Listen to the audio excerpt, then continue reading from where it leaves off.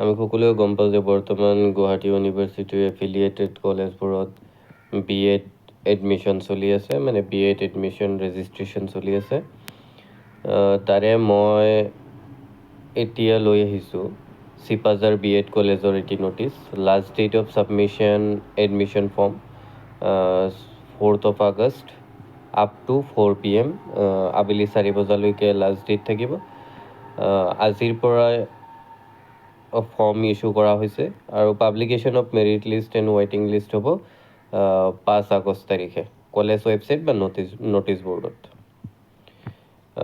Date of admission হ'ব 7 August তাৰিখে। Admission fee হ'ব 95,000 BEd first and second sem. 95,000 আৰু মোড অফ পে'মেণ্ট অনলাইন বা কেছ, ন' চুৱাইপ কাৰ্ড কোনো ধৰণৰ ইউজ নহ'ব, অনলি অনলাইন বা কেছ হ'ব। আৰু এডমিশ্যন ফিটো আপোনালোকে চাব পাৰে 95,000।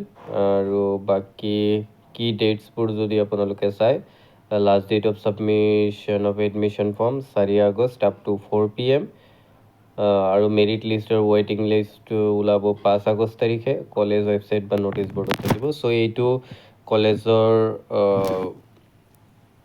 হোৱাইট বৰ্ডত মাৰা আছিলে, লিখা আছিলে।